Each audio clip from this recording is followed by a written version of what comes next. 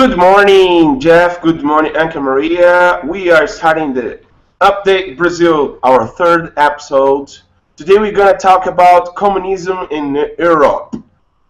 Is the communism alive? This is the question we're going to make today. Anka Maria is from Romania, and Jeff is from USA, and I'm from Brazil. And I would like to say thank you very much for accepting our invitation, Anka. Good morning, Jeff.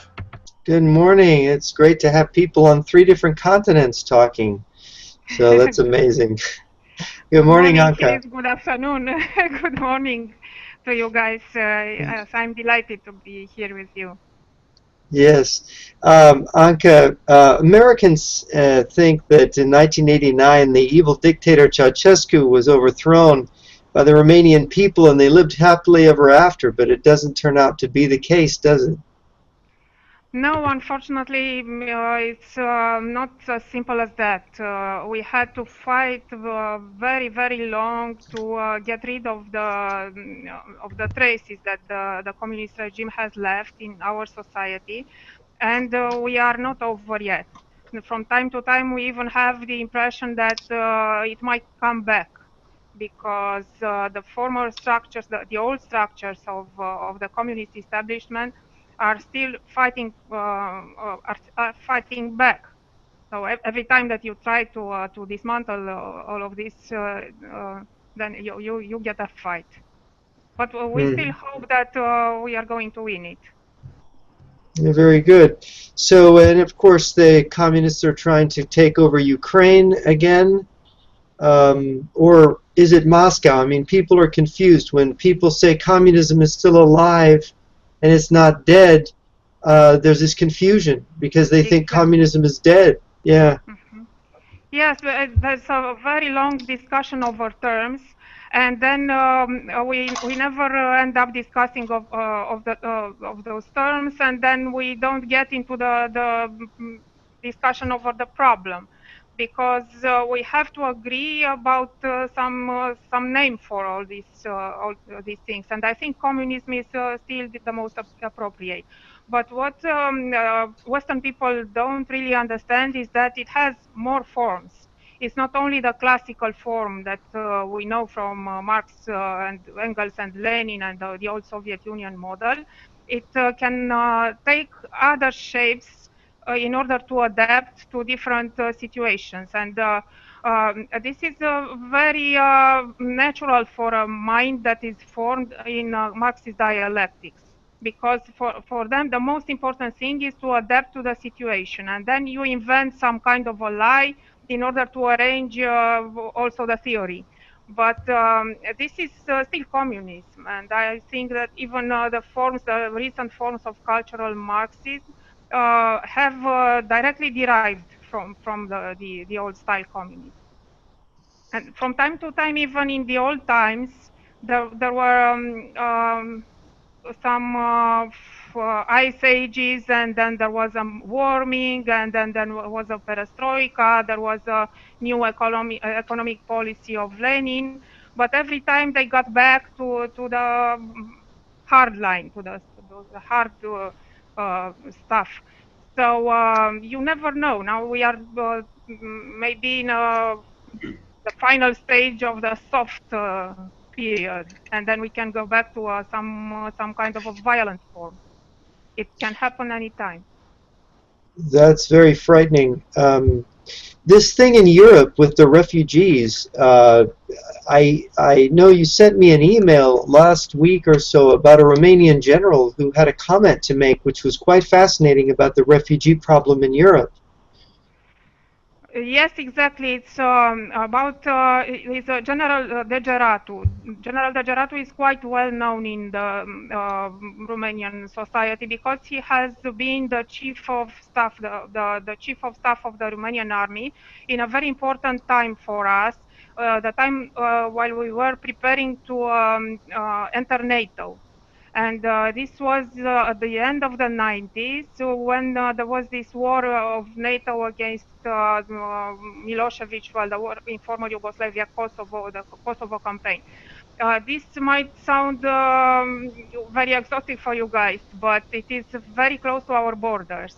and the older communist structures were opposing a lot of resistance to our entrance to NATO. So General Degeratu really has the merit, because he made the army compatible with NATO, and he really did a lot of things to make it possible. And he's considered trustworthy and well-informed. Nowadays, he doesn't have an official position, but when he says something, it is more or less interpreted as he is being the voice of other people who have really official positions, but don't have the possibility to express it like this, so roughly. He said exactly that this refugee crisis is a war operation. It has to be regarded as a war operation. This is hybrid war we are dealing with, and Russia might very well be behind all this. That's what he said. And then he expanded into a lot of details, and he well, he's not the only one who's saying this. I saw in the Polish internet a lot of Polish analysts are agreeing with this interpretation. They suspect that Putin might be behind all this. Of course, not only Putin, because there are other factors to be considered.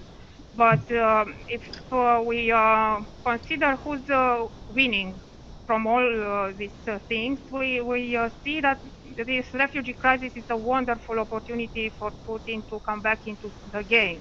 Because a few weeks, maybe months ago, but even a few weeks ago, Putin seemed lost, because the oil prices were going down, because of the sanctions were being effective, even if they are so modest. Anyway, they were causing huge damage to Russian economy. And he was isolated, so he seemed that he was losing. He was losing the war in Ukraine, because Ukrainians didn't have. They really wanted to fight. They didn't decide to surrender. So Putin seems to be in a difficult position right now. He's holding the key for the West problem. Now he can solve a very, very serious, important problem for Western Europe. He can help, I don't know, repress somehow the Islamic State in Syria. And the West is probably going to agree that Ukraine is less important right now. So this is exactly what Andrei Larionov has prophesied, let's say. He said in an interview by the end of the last year, in an interview in Poland, that the West should expect some kind of Arab Spring, but this time in the middle of Europe. This was going to happen in the very heart of Western Europe. And that would help Putin advance in Ukraine, because everybody was going to be very busy trying to solve the Islamic problem. Some riots, he didn't exactly mention in detail what was going to happen, but he said, you guys shouldn't be surprised when it happens. And then everybody is going to be busy with this problem, and never paying attention to what's going on in Eastern Europe. Yeah, to just reiterate to the listeners, Andrei Larionov is a former Kremlin economic advisor to Putin who now works for the Cato Institute here in the United States. And yes, I remember he made this very striking prediction that there was going to be some kind of Arab Spring in Europe that was going to tie up Europe and pull Russia's fat out of the fire with this Ukraine crisis. And yes, now that you mention it, it's, wow, that makes Ilarionov's prediction quite effective, doesn't it? Yes, and I think even General Degeratu, well, didn't really mention Ilarionov, but he said that there was this kind of prediction some months ago, and maybe this what we are witnessing now is the accomplishment of that prophecy. Yeah, I also saw that the former president of Lithuania made a statement similar to the general statement. So there's a lot of awareness, I think, that Russia has some kind of hand in this thing that's happening. As the General Gerardo says, it's a war operation. Exactly. And I watched the debate in the Dutch Parliament about this, and I saw Geert Wilders being accused of splitting Holland into two hostile groups, and it makes me think of your comment that the Marxists use dialectics, and maybe you could explain how that would work in a case like this. Look, this is something that should sound familiar to the Brazilian disciples of Professor Olavo de Carvalho. We here also are Olavetes, so we have been following his conferences, and he has explained it, he has tried to explain it, but this is a very difficult thing to get for a normal Western mind. The thing is that the Russians, even before communism, they had this strategy. The Tsar had some kind of a secret service, which was the predecessor, famous predecessor of KGB. And they were using, every time there was a conflict, they were putting people in the two opposite camps, so they could influence the development of the conflict. Or some other times it was them who invented the conflict, which didn't exist before. So they created two camps, two fighting camps, in order to see who was going to join those camps, and then pick up the possible opponents, even before those opponents would manage to do something against the Tsar. So this is very typical communist strategy, and it works very well, perfectly, with communist dialectics, because you are allowed, if you are a communist, you are allowed to, you are even encouraged to lie as much as possible in order to trick your opponents. And then this is, for us, it's not surprising that we see, for instance, Russia being supported, the Russian interests being supported in the European Parliament by two theoretically opposite camps. We have on one side the far left, the communists, and far left environmentalists.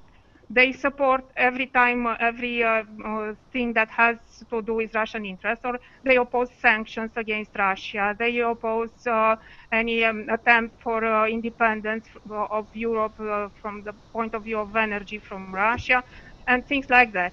On the other hand, there is another camp which should be opposed to the far left. These are the fascistoids, the far right. Well, it's not maybe the most appropriate term, it's some other kind of left, but you have Jobbik in Hungary, you have the French Front National, who is a little more civilized than Jobbik, but all these all these people also support Russia. And you can see them in a common delegation going to Crimea to support the referendum. So this should be surprising for people who are not used to this kind of strategy. Yeah, and then there are people that are brought in because of their convictions about the Muslim problem in Europe. They're naturally brought in to one side or the other because they know it's a real problem. I mean, once the problem occurs, it's a real problem. And it's interesting you mentioned, Anka, this idea of two sides having a conflict, creating an opportunity to see who joins which side. I heard from a friend in Ukraine here a few weeks back that Gaider Jamal, the Azerbaijani Muslim fanatic, was putting on his website, this guy's in Moscow, that the FSB was recruiting people for ISIS in Russia, recruiting Muslims in Russia for ISIS to send to the Middle East. And here we know that Russia is supporting the Assad regime in Syria. So you have this very weird thing where Assad is being supported by Moscow, and somehow the FSB, through sleight of hand, is supporting ISIS. And of course, the Turks are supporting ISIS, as we know. And then this refugee problem comes out of this war. And so in a way, you almost can see this larger picture of Russia developing this thing and it causing this triggering this crisis in Europe. Yes, I recently read a very interesting interview of a Polish journalist. Well, the Polish journalist was being interviewed by another journalist. It's Mr. Witold Gadowski, who is a very well-known investigative reporter. And last summer, he has been in Syria, in Turkey. He's a very brave journalist, and he's been there trying to contact people to see what's happening on the field. And he was telling very, very interesting things in this interview. Among other things, well, he said that in his opinion, this crisis has been triggered by 3 buttons. One was pushed probably by al-Baghdadi, the chief of the Islamic State. Another button was probably pushed by Erdogan in Ankara, because the Turks have to have been part of it. And the third one probably was pushed in Moscow. But in his opinion, also Iran has some part to do in this, the triggering this crisis. On the other hand, General Degeratu said that the guys who have planned this used maps, and it is visibly something that was strategically planned. It was not spontaneous. The way they are coming, the way they are being transported, this is not something that can happen like this without any preparation. There is another thing that Witold Gadowski said in his interview, that you should have in mind the way that the Islamic State is controlling the borders, because the Islamic State has all of the incomes come from smuggling things. They smuggle oil. Of course, this is the most important source of income for the Islamic State, because they exploit oil from the fields that they have occupied. But on the other hand, they also smuggle works of art and very old and very valuable ancient artifacts, which are not being destroyed, as we are told by the media, but they are being smuggled. And 90% of this smuggling operation, all of this traffic of works of art and archaeological artifacts, is done by the Russian mafia. So it's the Russian mafia who deals with all this smuggling. But coming back to the way they control the border, he says that it is a very, very methodical, very thorough control of the borders. And the punishment for attempting to escape is crucifixion. So the real people who would like to escape from the territory controlled by the Islamic State cannot do it. And if there is such an exodus from Syria, and so many thousands of people are leaving Syria, it has to be with the benediction of the Islamic State. It's not possible to imagine it otherwise. So the people who are leaving the territory controlled by the Islamic State are sent with the agreement of their authorities. There is no way you can leave those territories without having some kind of an approval, or even without being sent by them. But it is not a secret. They said a few months ago, they said that they were going to overwhelm Europe with a wave of refugees, and they were going to hide their agents, their terrorists among those refugees. So this is what we have, probably. Jeff. And Gadowski says that these guys who are now flooding Europe are not the real victims of the war. There are victims of the war, but those are not allowed to come to Europe.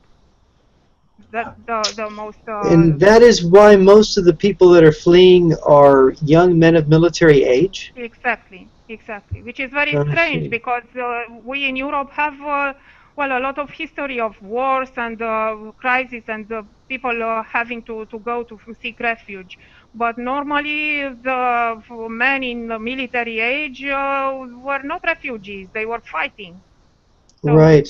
The image of a refugee, maybe it's a mother with children, or an elderly person, or some sick people, invalids, people with health problems that don't allow them to fight. But men in military age shouldn't leave, you know, their country and flee to find a better living.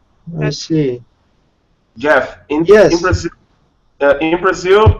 it's so clear that we are. It's kind of it seems like Update Brazil. We made all the episodes, okay, step by step, but we didn't, right?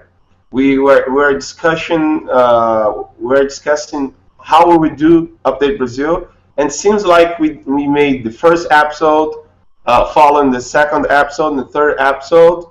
People can think, oh, you guys are making like a strategy to teach us, to doctrinate us, but we didn't, right? So the first Update Brazil, we spoke about how the subversion works. The second, we spoke about the fake split, to put people on both sides and to play the game. And now Anka said the same. No, they put people in the two sides of the game to pretend there is democracy, to pretend there is some kind of freedom going on. And while she was talking about all these details, I was kind of laughing here because it's so clear for us Brazilian, because he's the same. All the Hades are here. All the Hades, all the people from Senegal, all people from some countries in Africa, they are coming to Brazil. They are invading Brazil in the same situation. All the guys in army ages, very healthy. You don't see people, weak people. You don't see, you know, it's the same way we are suffering here in Brazil. I would like to say to American people, remember when people from Cuba went to the U.S., they didn't go there in army age. That was women, children. I spoke with some Cuban in Kansas and Miami, and they say the same. I have a friend, she went to the U.S. as a child. She's from Nicaragua. And also, they, I mean, not also, but they were refugees. Okay, they really were refugees. Not this kind of people that are invading Europe, are invading Brazil. It's the same situation. They are trying to make a war. Probably that can sound like extremely fake. People in America can think, oh, these guys are freak, and they don't know what they are talking about. But the problem is, we know very well what is going on, and it's so clear for us. Maybe because of the propaganda, because of the media, people can think, oh no, this is poor people suffering. You don't see children, you don't see women needing help. You see army age guys that are refusing water, food, and everything just because there is a cross sign. Exactly. Have you seen this video, Jeff? No, I haven't. Some refugees are refusing water and food just because that was with the sign of the cross. The Red Cross. It was the Red Cross. The Red Cross was offering. Yeah, the Red Cross. They were refusing just because of the Red Cross. So this fake split that Anka just said right now, it's very clear for us here. Olavo de Carvalho are advising all the popular movement of street here, all the manifestation, that after the huge manifestation we did, we never could give to the politician, give this power to the politician. And right now, unfortunately, we are giving this power to the politician again. So this popular manifestation are giving all the power we had to the politician, to the people who are making this fake split, to the people who are helping these refugees to come to our country.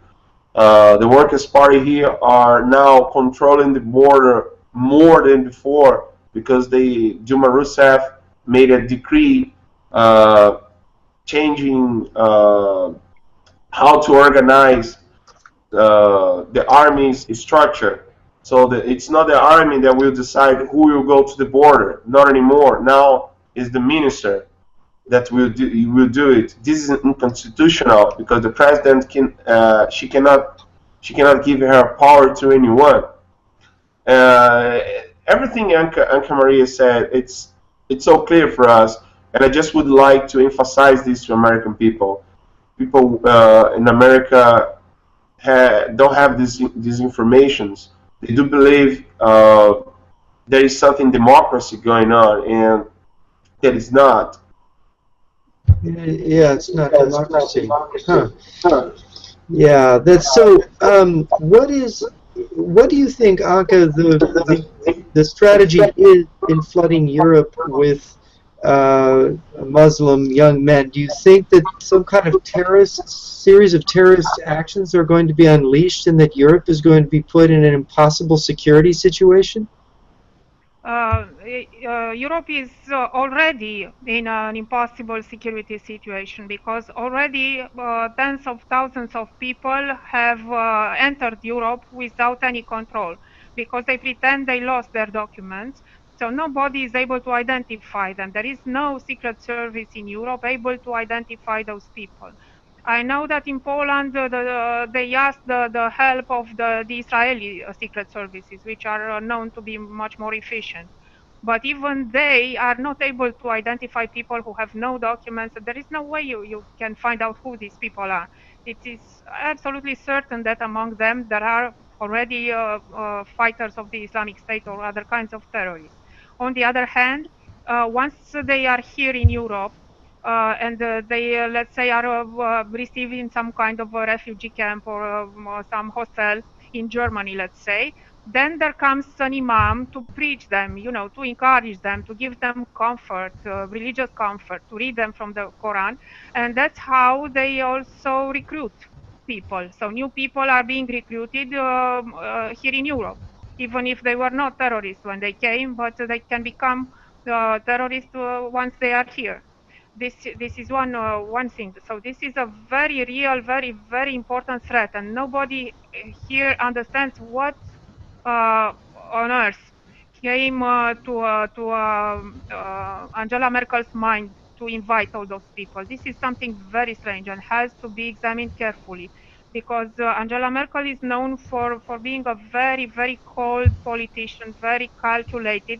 She never does anything that she hasn't thought over very thoroughly before with her counselors, and she never does things being animated by some kind of an outburst of emotion and of human solidarity for the situation in Syria.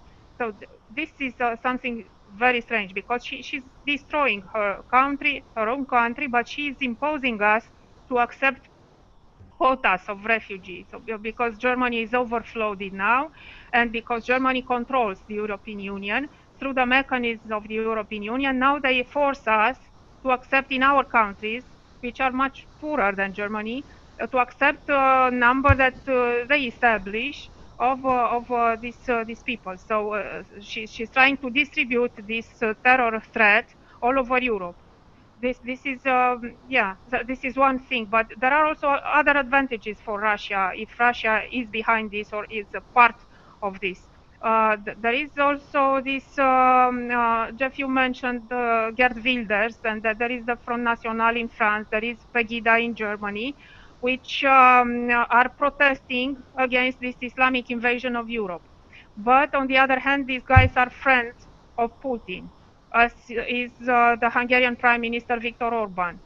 So Viktor Orban had absolutely okay statements now, and his actions were okay.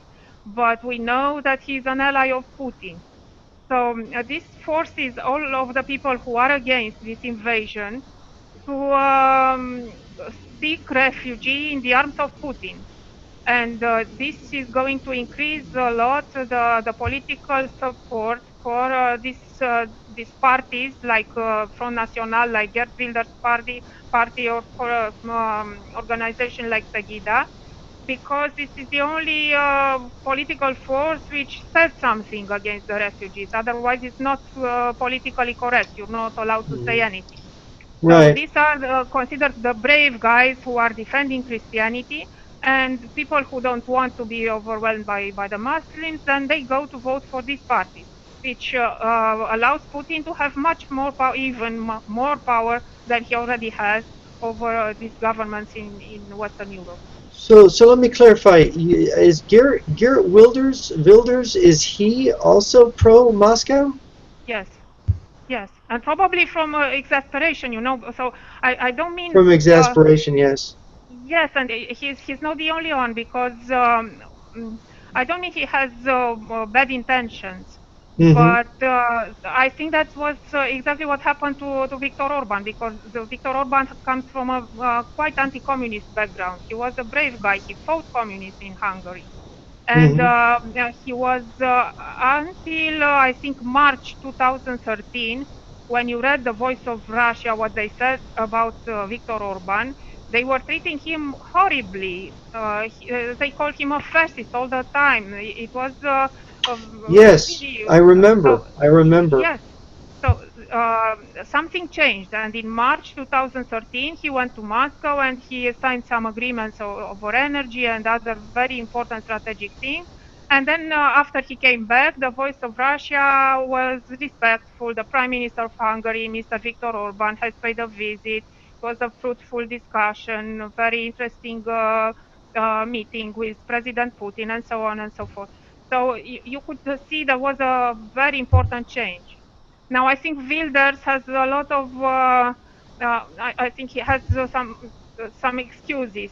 Orban has less excuses because he comes from Eastern Europe and he should know how things work with the Russians. So there is no way you can, cheat the devil, make some kind of a pact with the devil and hope that you are going to outsmart the devil. That yes, that's true. Sorry. So yeah. I think he's wrong about that. But on the other hand, you can invoke to his defense the way he was treated before by all these international, very noisy international left, by the media, by the international organization. He was treated as, I don't know, less than a pariah. And of course, when somebody offered him support, he saw that this was a life-saving opportunity to, I don't know. Yeah, sure. I mean, when you're in that position, and Wilders is a guy who has to have bodyguards all the time because the Muslims want to kill him. You know what, Jeff? If I were Putin, I would, have my guys threaten Geert Wilders, attack Geert Wilders in the press, attack Geert Wilders in the Dutch Parliament, attack him in the European Parliament, all over the place, and then I had my other guys to go to see Geert Wilders and offer him support. This is how it works. Interesting. So I wouldn't be surprised if both of all the attacks and the defense of the same guy would come from the same source. Or I don't mean they all come from the same source, but the Russians are able to be part of it somehow. I'm not sure they control the whole process, but they control very much of it. We shouldn't underestimate them because they don't seem to be efficient in terms of economy. They don't seem to be able to produce anything. But this is something that they really know how to do. And normal Western minds cannot imagine this level of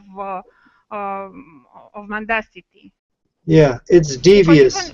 Even for a wicked person in the West, white is white and black is black, and something cannot be at the same time white and black.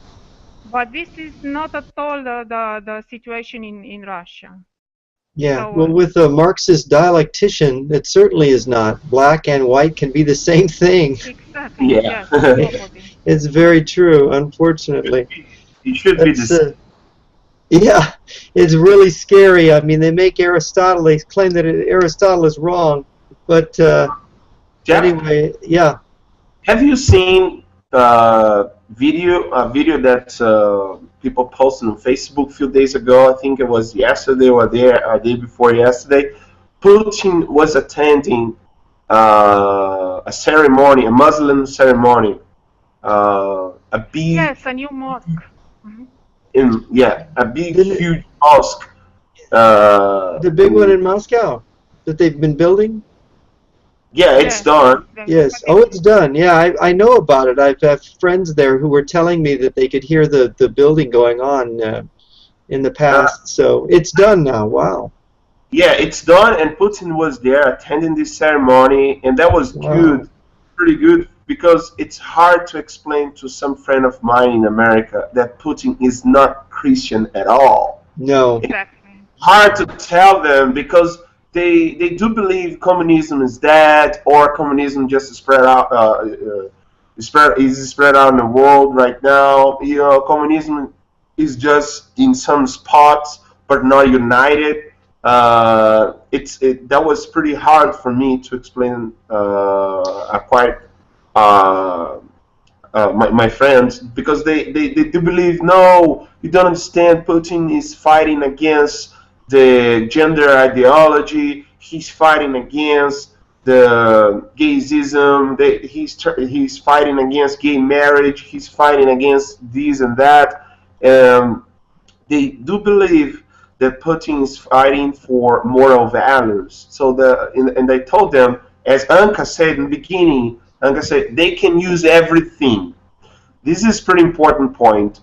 They can do everything. They can take advantage in everything. If now they want to take advantage in a good economy, they will do it. They will fight for freedom in economy. If it's time to fight against gay marriage, they will fight against gay marriage. If some countries they need to fight pro-gay marriage, they will fight for pro-gay marriage. They really give nothing to that, you know. They are not afraid to change their dress. You know, they can change the dress and say, now we are fighting for tradition. We are fighting for family values. We are fighting against gay marriage and so on. In other countries, that's what Alexander Dugin, for example, would claim that he's doing. For example, he's fighting for tradition, you know. But of course, it's ridiculous. These games that they're playing, they're not serious and they're very dangerous. And I wanted to make a point that the Russians infiltrated long ago with the Muslim revival in Central Asia in the late 80s. They were infiltrating the Muslim religion. They were infiltrating the churches. One of the things they did in Afghanistan when they invaded Afghanistan was they were playing this game in Afghanistan where different groups opposing the Soviets then were infiltrated. And that whole civil war that followed in Afghanistan, they had agents on both sides. And just like they do in other games, and of course it sort of exploded in their faces at times. But they do play this game, and you can trace it out, and you can see it, and they've infiltrated Europe in different ways. They're infiltrating the European right and the left. And while we still have time, I wanted to ask Anka about Ukraine and the situation there. While all attention is focused on these refugees, do you think that the Russians are going to try to invade Ukraine, or what do you think the game is there? This is likely. This is quite likely. And we are afraid also that the Western European countries are not going to support Ukraine anymore. There can be another Minsk 3, Minsk 4, Minsk I don't know how many, and then they can come up to our borders, because the West is not going to oppose Putin right now after this refugee crisis. And there is another thing that has not received the coverage it deserves. In the meantime, 2 weeks ago, the Russians with the Germans and the French and the Dutch signed a very important energy agreement to build a gas pipe which would bring natural gas from Russia directly to Germany. So bypassing Ukraine, bypassing Slovakia, bypassing all of even Poland. So this is it's a very serious blow against Ukraine, Poland, and Slovakia, who were supposed to get some money from the transit of the gas because the pipelines crossed their territory. Now the Western powers have agreed, together with the Russians in Vladivostok 2 weeks ago, not more than that. They agreed to build an additional 2 pipes to reinforce the Nord Stream. It's Nord Stream 2. It's called Nord Stream 2. There are already 2 pipes, and they are going to build another 2 pipes to add to that. And this is another. On the other hand, this is a very serious blow for Poland's dreams of energetic independence towards Russia, because they were expanding a gas port in Świnoujście, and the plan was to bring some fluid gas from Qatar. But now the port is going to be completely blocked by these pipes. So the port is going to serve maybe for touristic purposes, but it's not going to be able to be used to transport very large cargo ships with gas from Qatar. So this is something that has been kept secret, and they came to this agreement.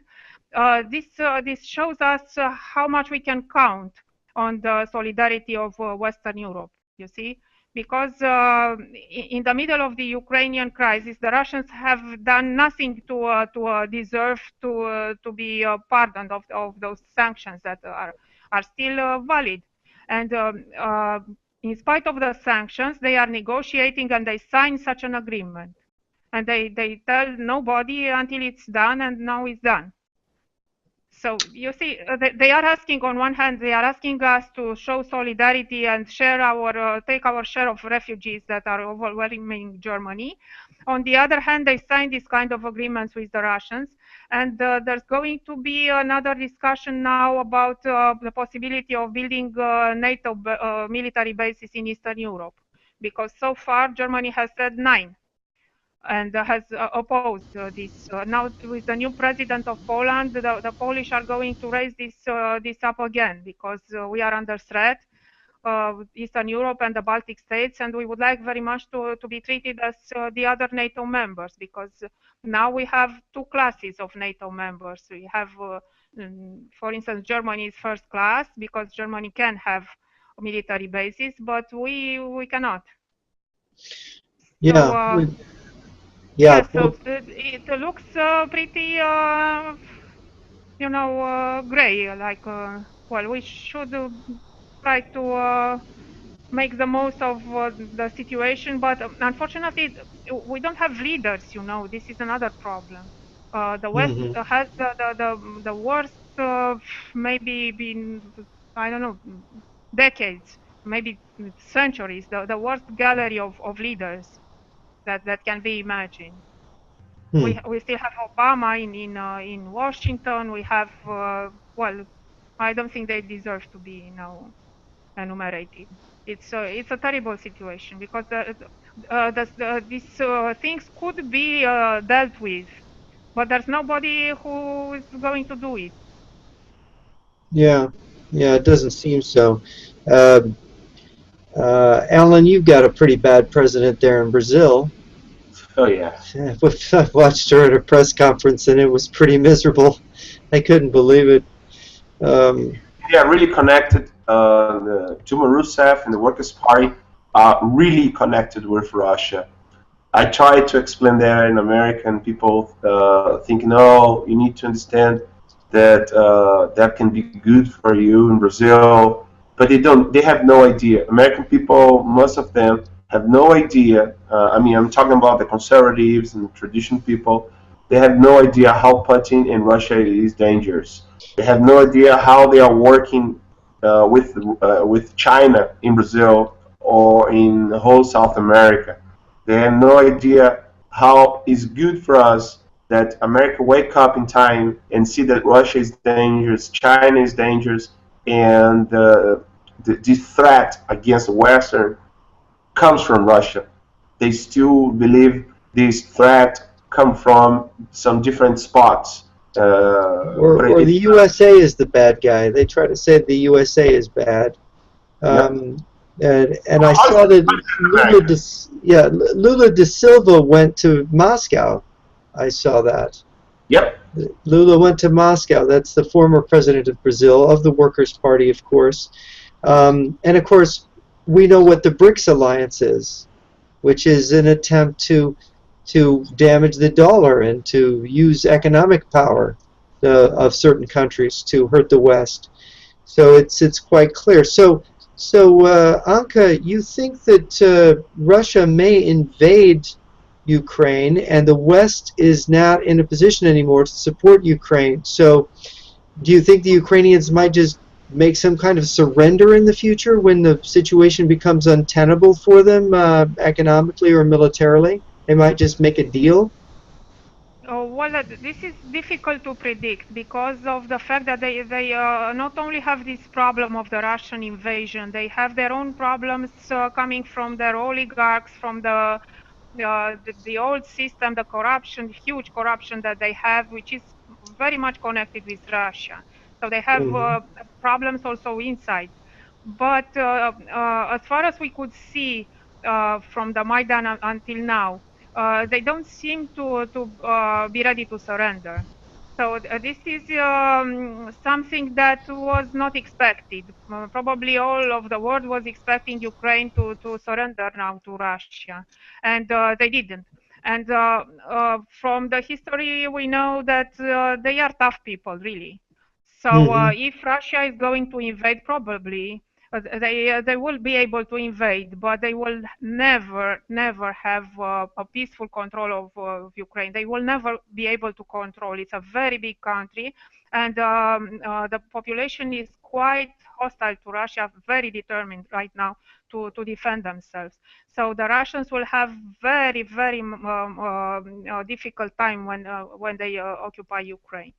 On the other hand, they won't stop. If they take Ukraine, there is no reason why they stop. So they could attack the Baltic states or Poland. They could create some kind of an incident, or I don't know, some operation of the hybrid war, and it would go on. There is no reason why we should expect that if we give them Ukraine, they are going to be happy with it and then settle down. So, yeah, I heard that that President Poroshenko of Ukraine, in a conversation with Putin, that Putin had bragged to him that he could take 5 NATO capitals in 48 hours, and he named the capital of your country, Anka. Yes, we also had the Russian vice prime minister, or what he is, Rogozin. He was not allowed to fly over our territory because he wanted to fly to Transnistria, and he is on the sanctions list. So the Romanian side and the Moldavian side refused him the possibility to fly over our territory. Rogozin was furious, and he tweeted or something, or he wrote on his Facebook profile that the next time he's going to come, he's coming on a fighter, on a jet fighter, you know, to Bucharest. But at that time, our president was Traian Băsescu, and he had a much more determined style, and he gave an appropriate answer to Rogozin. This is also something that we should keep in mind. This is something that Bukovsky said. You have to know how to deal with Russians, because if you give way and if you try to appease them and to let them have what they want, then they don't respect you. But if you're tough and you know how to talk to them, even use ugly words if it's necessary, then they respect you, because it's the jungle law. So if you look weak to them, if you are polite, this is a sign of weakness for a guy like Putin. Interesting. So here we are at this this crossroads. What do you think in terms of Romania? What is the situation there? I heard an analyst saying that Bulgaria is definitely really with Moscow, but he said that Romania could go either way, and he didn't explain it. It was a conference in Poland that I was watching. Does that make sense to you that the struggle in Romania could go against, could go for or against Moscow at this point? Look, Jeff, yes, I think even in Bulgaria things are 50-50. Bulgaria is not 100% with Russia. Maybe Serbia is. Okay. Serbia is. Okay. But in Romania we have this, tradition, this historical experience with the Russians from centuries. It's not only the Soviet Union. We have been in contact with those guys, and we know the Russians.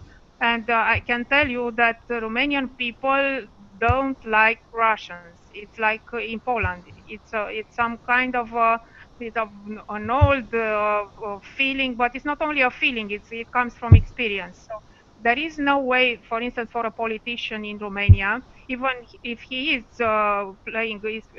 he's working for the Russians, he cannot get elected if he says so in public.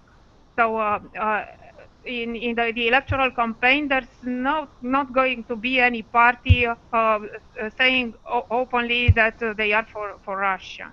This is an important factor because if the Russians are so unpopular in Romania, then it says something about our society. There are polls showing that we are very pro-American and pro-Western, and it's 5%.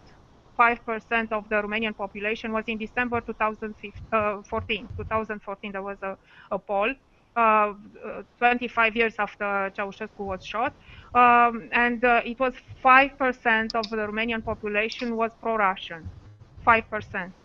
So this means probably their guys, the former nomenclatura, former secret services, this is really not much. Yeah, that's very small. Yes, and I think after the 2 terms of President Băsescu, the army and the secret services were really cleaned up. So now we can trust them. On the other hand, after Turkey changed camps, I think we are reliable allies of the US and of Israel in the region, and we have very good relations with Israel. And I think it's important because for us it's also important, and for them it's important because they lost their ally, Turkey. Turkey used to be a trustworthy ally for Israel. Now not anymore. So I don't think there's going to be any surprise about Romania, and I really count on Bulgaria as well. They are very much looking very attentively following what's happening in Romania. And there's something, maybe we don't have time to speak about this. There is another important thing that has been happening over the last years. There is a very successful anti-corruption campaign. So you have big dinosaurs, very important members of our Jurassic Park going to prison right now. And you have ministers who are being arrested directly from their office. They are being taken by the police and sent to prison from their office of minister. They are still minister in function and they go to prison. So this is something that partly and insufficiently replaces the decommunization that never took place. But it's the same people. So the main source of corruption is the communists. So we couldn't put them in prison because they were communists and they committed crimes in the past. Okay, but they go to prison because they stole money from the state treasury. So this is some kind of a purification, and it works. It works because corruption is a very important method for the Russians to work in different countries. If you clean up corruption, then they have have less possibility to recruit people. Yeah, corruption is a big weapon. Yes, they use corruption, and Brazil's a good example, and I think America too. I was about to say that. I don't know. Sometimes I got confused. I don't know if Anka is talking about Brazil, if he's talking about Romania. Yes, Alan, I think that there are a lot of similar things, and we should go on talking because I think that is another thing that we have in common. The fact that our society is much better than our political class. So our political class does not really represent society because there is a negative selection. Not at all. Yes. But if you ask normal people on the street, they don't want gay marriage. They don't want the Russians to come. They don't want corruption. They, you know, and all of these are actually conservative options. But if you look at the political class, there is no conservative party. So there is no conservative leader. This is something that we need to work out in Romania as well as in Brazil. I have a question. For Anka. What about the libertarians or the liberal over there? Are they like pretending to be the representative of people to mock some conservatives, like they are doing here in Brazil? They are trying to make Brazilian people, conservative people, like they want to make them like monsters, you know, like monsters. No, conservatives, they are monsters, they are extreme, they are bad, they are not polite, they just want to make another kind of dictatorship. And how is that in Romania? Well, I think this is a general problem of the liberals because, well, my opinion is that if they don't have convictions of their own, they don't have beliefs, they don't really believe in anything more than free market, which we share. I think we all share these beliefs in the free market. But for them, there is nothing above the market. There is no God. There are no principles. There are no 10 commandments and things like that. So because they don't have a religion, then they are very easily attracted to somebody who has a religion, which are the communists, because it's some kind of a religious phenomenon. It's not a religion in itself, but communism is some kind of a satanic religious phenomenon. And liberals are being attracted because if they don't have a head of their own, well, the leftists have. And they are part, every time that there is a campaign, the leftist campaign, the liberals take part with the communists and not with the conservatives. So it's a false identification to call them right-wing, because the right-wing doesn't mean anything now. In our case, liberals sometimes are also in favor of state control. So they are not exactly in favor of free market. So unfortunately, yes, we had this alliance, very striking situation in Romania. There was an alliance between the communists and the liberals, trying to, for instance, 3 years ago, they tried to overthrow President Băsescu, who was pro-American and fighting corruption and defending us from Russia. So this was the alliance of the left against the president. Now we are being governed by a president who comes from the Liberal Party, and the government is in the hands of the Socialist Party. So we are being governed by the guys who did this kind of attempt of coup d'etat 3 years ago. So the situation is not happy.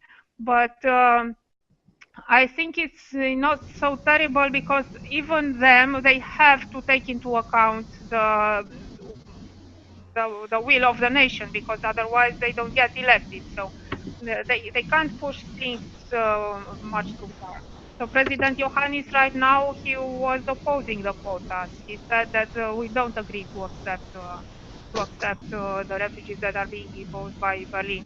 So it's not as terrible as that. I think when it comes to a concrete situation, a confrontation, a real threat, then people become maybe more lucid, and they leave behind the ideological delusions, and start thinking more practically. Nobody wants the Russians to take over. Not even the Ukrainian oligarchs have the interest to have the Russian over there, because the position of an oligarch in Russia is much worse than an oligarch in Ukraine. An oligarch in Russia is a slave of Putin. Putin can send them to Siberia at once. But in Ukraine, well, it's more collegial, let's say. It's like What about Jeff? Yeah. What about that? I think what she's saying is pretty right on. Yeah, go ahead. What about that video in German? People shouting, Merkel in Siberia and Putin in Germany. Putin in Berlin. That's a very interesting thing. Yeah. Can I show that right now? I would like to show you a little bit. Go ahead, show it. Can we show it? Yeah, go ahead. Yeah, I can. Let me see. Are you watching this video here? Yes, we can see. Yeah, go ahead. Here we go. Look at this.